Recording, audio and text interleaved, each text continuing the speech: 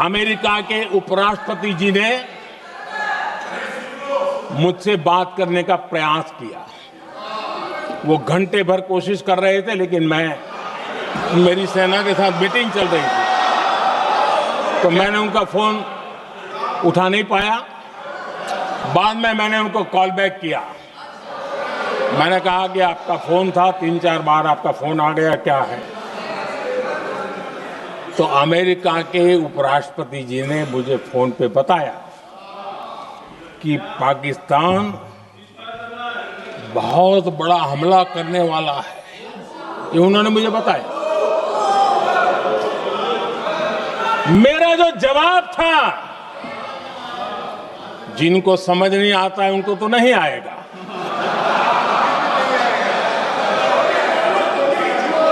मेरा जवाब था अगर पाकिस्तान का ये इरादा है तो उसे बहुत महंगा पड़ेगा। ये मैंने अमेरिका के उपराष्ट्रपति को कहा।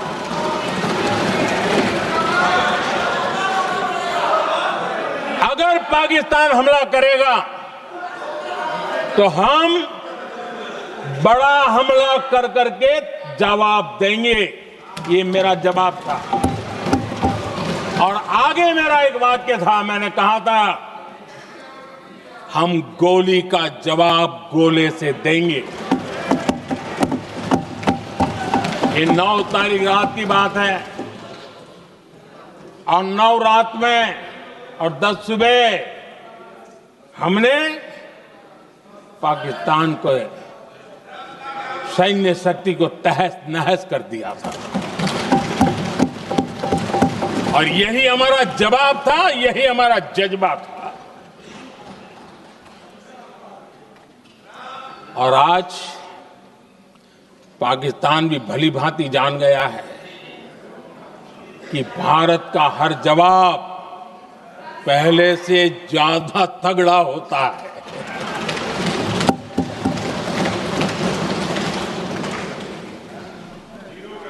उसे यह भी पता है कि अगर भविष्य में नौबत आई तो भारत आगे कुछ भी कर सकता है।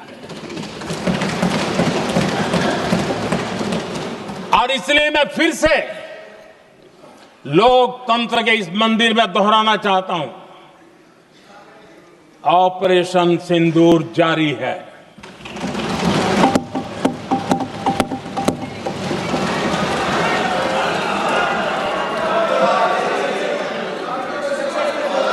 पाकिस्तान ने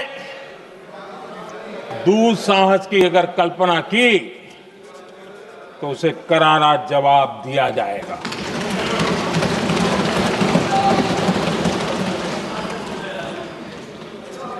आदरणीय अध्यक्ष जी, आज का भारत आत्मविश्वास से भरा हुआ है।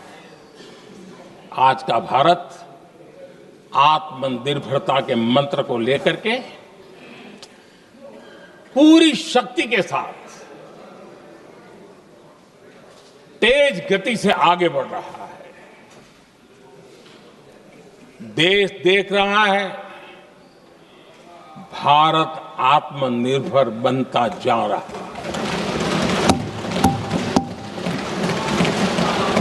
लेकिन देश ये भी देख रहा है कि एक तरफ तो भारत आत्मनिर्भरता की ओर तेज गति से आगे बढ़ रहा है, लेकिन कांग्रेस मुद्दों के लिए पाकिस्तान पर निर्भर होती जा रही है।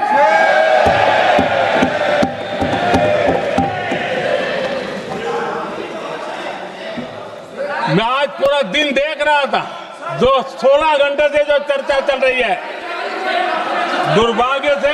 प्लीज बैठिए, सब जवाब दे दिया आपका। आप सुनते नहीं, सबका जवाब दे दिया। प्लीज दुर्भाग्य से सुनिए जवाब। कांग्रेस को पाकिस्तान के मुद्दे इंपोर्ट करने पड़ रहे हैं।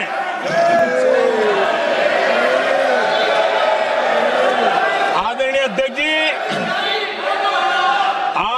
वॉरफेयर में इंफॉर्मेशन और नैरेटिव्स की प्लीज बैठिए। बहुत बड़ी भूमिका है।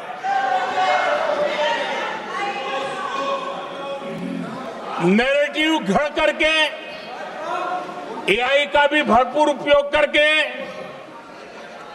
सेनाओं के मनोबल को कमजोर करने के खेल भी खेले जाते हैं। जनता के अंदर अविश्वास पैदा करने के भी भरपूर प्रयास होते हैं। दुर्भाग्य से कांग्रेस और उसके सहयोगी पाकिस्तान के ऐसे ही प्रपंच के प्रवक्ता बन चुके हैं।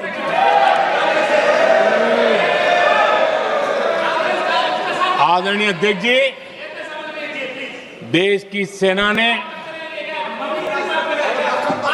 आदरणीय अध्यक्ष जी, ये तरीका है देश आपका? की सेना ने बैठिए बैठिए। देश की हाँ, सेना ये ने सही सर्जिकल स्ट्राइक की। बैठिए।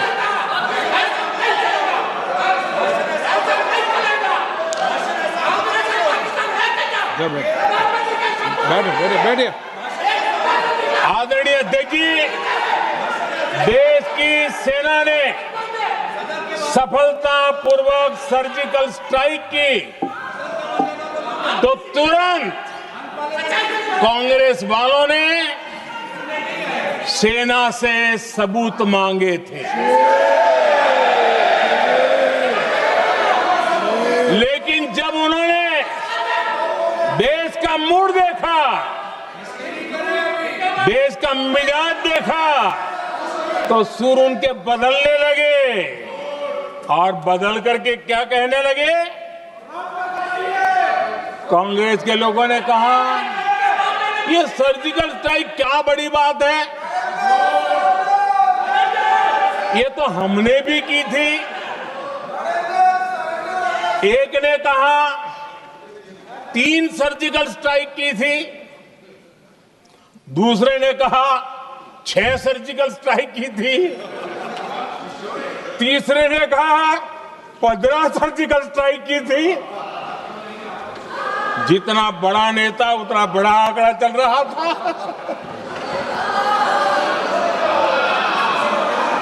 आदरणीय अध्यक्ष जी, इसके बाद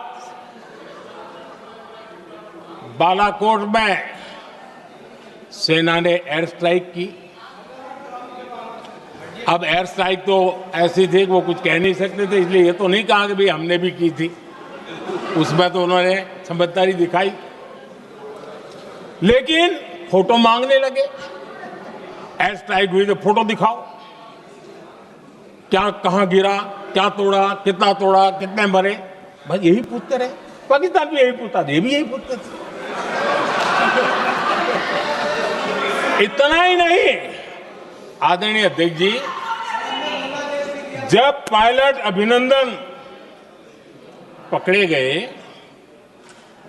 तो पाकिस्तान में तो खुशी का माहौल होना स्वाभाविक था कि उनके हाथ में भारतीय सेना का एक पायलट उनके हाथ लगा था।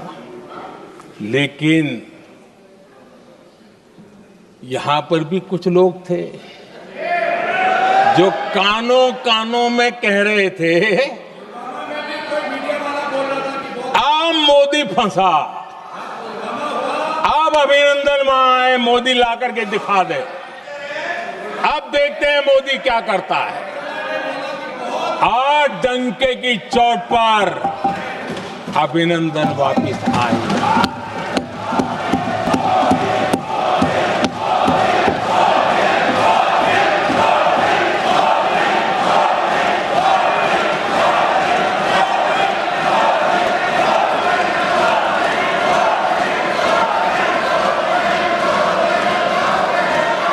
अभिनंदन को ले आए तो इनकी बोलती बंद हो गई।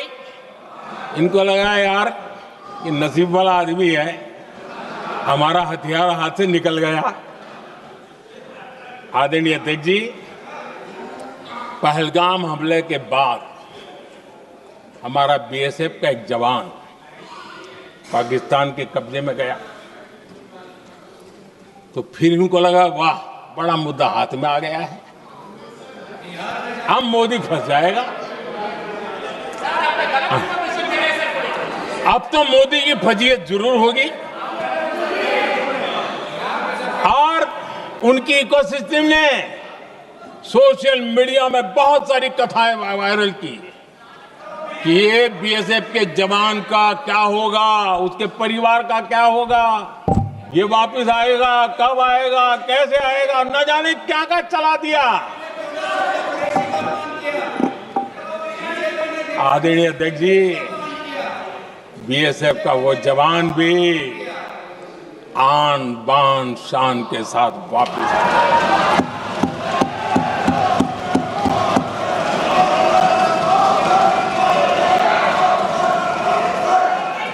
आतंकवादी रो रहे हैं, आतंकवादियों के आका रो रहे हैं, और उनको रोते देखकर यहां भी कुछ लोग रो रहे हैं।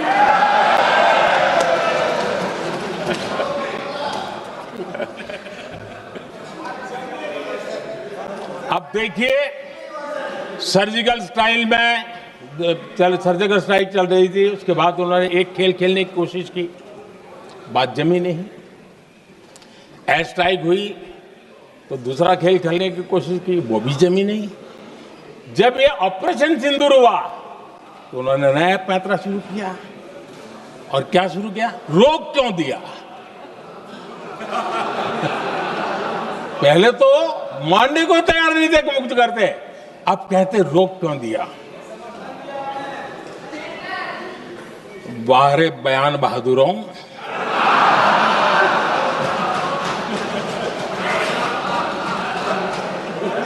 आपको विरोध का कोई न कोई बहाना चाहिए, और इसलिए सिर्फ मैं नहीं, पूरा देश आप पर हंस रहा है।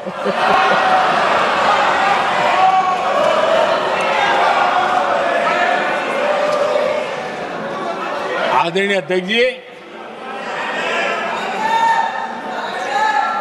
सेना का विरोध, सेना के प्रति एक पता नहीं नेगेटिविटी, ये कांग्रेस का पुराना रवैया रहा है।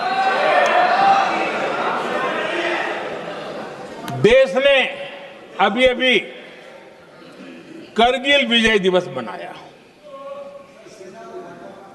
लेकिन देश पूरी तरह जानता है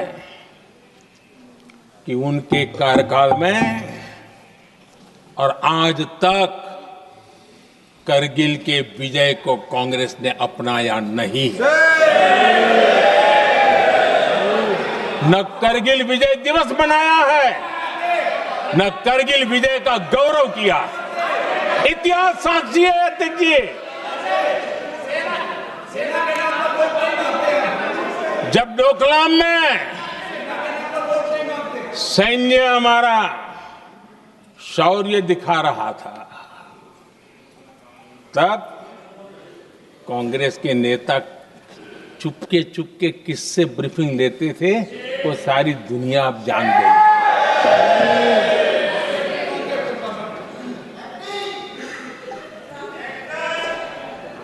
आप निकाल दीजिए पाकिस्तान के सारे बयान और यहां हमारा विरोध करने वाले लोगों के बयान, फुल स्टॉप कॉमा के साथ एक है।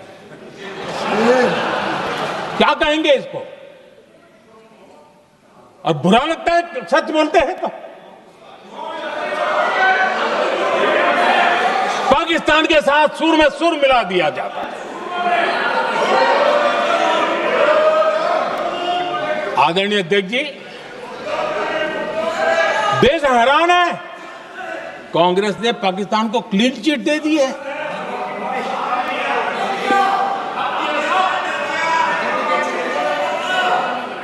उनकी ये हिम्मत, और इनकी आदत जाती नहीं है, ये हिम्मत कि पहलगाम के आतंकी पाकिस्तानी थे, इसका सबूत दो।